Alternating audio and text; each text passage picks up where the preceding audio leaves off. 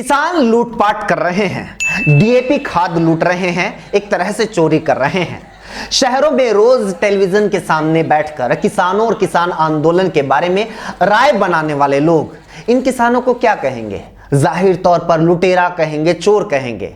लेकिन अगर हम आपको बताएं कि ये किसान हरियाणा के उस इलाके से आते हैं जहां के ज्यादातर किसान 3 कृषि कानून के खिलाफ चल रहे आंदोलन से दूरी बनाए हुए हैं, उसका हिस्सा नहीं है।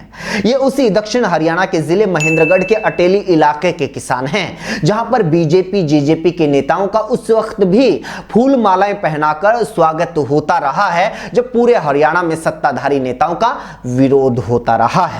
कुछ दिन पहले तक इन किसानों को यह लग रहा था कि ये जो किसान आंदोलन है ये सिर्फ एक जाति विशेष और धर्म विशेष के लोगों का है, इसलिए उन्हें इस आंदोलन से कोई लेना देना नहीं है। लेकिन बात वही है कि लगेगी आग तो आएंगे कई घर जद में। यहां पर सिर्फ अपना मकान थोड़े ही है। आखिरकार इनके मकान भी आग की जद में आए हैं, वो आग जो सरकार लगा रही है। आखिरकार सरकार की नीतियों की मार इनके ऊपर भी पड़नी शुरू हो गई है। इस सीजन में पहली मार पड़ी जब सरकार ने बाजरा खरीदने से इनकार कर दिया और इस इलाके में ज्यादातर किसान बाजरे की खेती करते हैं। यानी जो बाजरा एमएसपी के हिसाब से 2250 रुपए प्रति क्विंटल के रेट पर बिकना था, सरकारी खरीद नहीं होने की वजह से वो 1000-1200 रुपए, यहां तक कि उससे भी नीचे रेट पर मार्केट में पिट रहा है। यहां के किसानों की पहली आंख इस मार से खुली, लेकिन इन किसानों की दूसरी आंख खुली जब अगले सीजन की बुआई के लिए इन्हें खाद तक नसीब नहीं हुई, डीएपी नहीं मिला। कई कई घंटे, कई कई दिन लंबी कतारों में इंतजार करने के बाद भी सरकार ने किसानों को खाद नहीं दिया। यह सिर्फ दक्षिण हरियाणा की समस्या नहीं है, पूरे हरियाणा और हरियाणा समेत कई राज्यों के किसानों की समस्या है जिसका सामना किसानों को करना पड़ रहा है। बीजेपी शासित मध्य प्रदेश में भी यही हो रहा है। यहां तक कि खुद मोदी के मंत्री जो कृषि मंत्री हैं, उनका निर्वाचन क्षेत्र वहां के किसानों को भी खाद नहीं मिल पा रही है। ये वीडियो और देखिए, ये भी दक्षिण हरियाणा की है, नारनौल की वीडियो है। यहां पर भी किसान डीएपी खाद के लिए भेड़ बकरियों की तरह लाइनों में लगाए गए हैं। यहां के किसानों को भी, यहां तक कि महिलाओं को भी लंबी लंबी कतारों में खड़ा होना पड़ रहा है।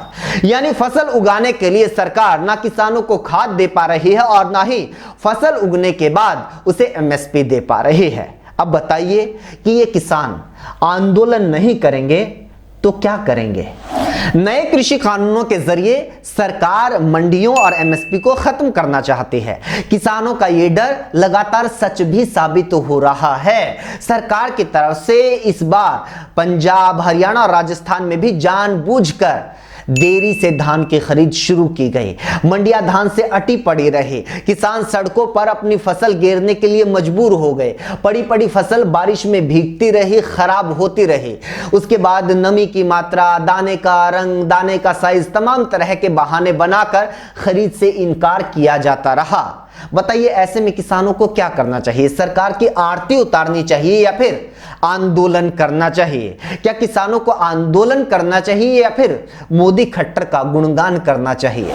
किसानों को अगर अपनी फसल बेचनी है तो पहले पोर्टल पर जाओ, रजिस्ट्रेशन करवाओ, शेड्यूलिंग का इंतजार करो। शेड्यूलिंग भी इस तरह से की गई है कि जो किसान अपनी फसल लेकर मंडी में पहुंच चुका है उसका नंबर बाद में आता है, लेकिन जिस किसान की फसल अब तक कटी भी नहीं है, खेत में खड़ी हुई है, उसे फसल बेचने का न्योता भेज दिया जाता है। फिर उसके ऊपर प्रति एकड़ कितनी फसल खरीदी जाएगी ये कैप लगा दी जाती है। जैसे हरियाणा में धान पर 25 क्विंटल प्रति एकड़ की शर्त लगा दी गई। अब बताइए कि किसान अपनी बाकी की फसल को लेकर कहां जाएगा? जाहिर तौर पर एमएसपी से कम पर प्राइवेट एजेंसियों को बेचेगा। ऐसे में किसानों को क्या करना चाहिए? वो किसान क्या करेंगे? क्या वो आंदोलन करेंगे या फिर सरकार के लिए चुनाव प्रचार करेंगे? ऐसी अनगिनत समस्याएं हैं। खेती के ऊपर लगातार लागत का बोझ बढ़ता जा रहा है, वो चाहे पेट्रोल डीजल के दाम हो या फिर खेती उपकरणों के ऊपर, खाद बीज के ऊपर सरकार का टैक्स हो, वो बढ़ता जा रहा है। फसल बीमा योजना की बात कर लीजिए, हर फसली सीजन में प्रति एकड़ के हिसाब से किसानों से पैसे लिए जाते हैं, प्रीमियम लिया जाता है। करोड़ों रुपए हर सीजन में प्राइवेट बीमा कंपनियों के खाते में चले जाते हैं।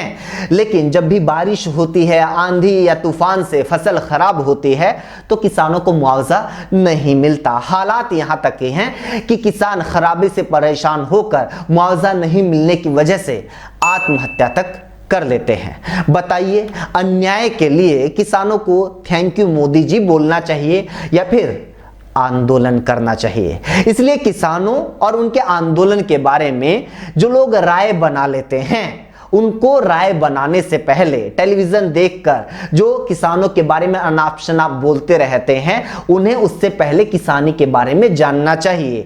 उन्हें जानना चाहिए कि किसान किस दौर से, किस परेशानी से गुजर रहे हैं। आप लोगों से भी अपील है कि ऐसे लोग, जो लोग अपनी आंख बंद किए हुए बैठे हैं सिर्फ अंधभक्ति के चक्कर में, उनको इस तरह की चीजें दिखाइए, उनको इस तरह के ब्लॉग्स दिखाइए। हम लोग कोशिश कर रहे हैं इश्यूज के ऊपर बात करें, बुनियादी जो मुद्दे हैं उनके ऊपर बात करें। हम आपका रिपोर्टर के वीडियो ब्लॉग्स के जरिए भी यही कोशिश करते हैं और भाई है तू मेरा की स्टायर कॉमेडी के जरिए भी यही कोशिश करते हैं। इसलिए आप लोगों से अपील रहती है कि इस कंटेंट को और लोगों तक भी पहुंचाइए, हमसे जुड़िए, हमारी मदद कीजिए, हमारे चैनल को सब्सक्राइब कर लीजिए, बेल आइकन को जरूर प्रेस कीजिएगा। यही आपका और हमारा एक बेहतर नाता है।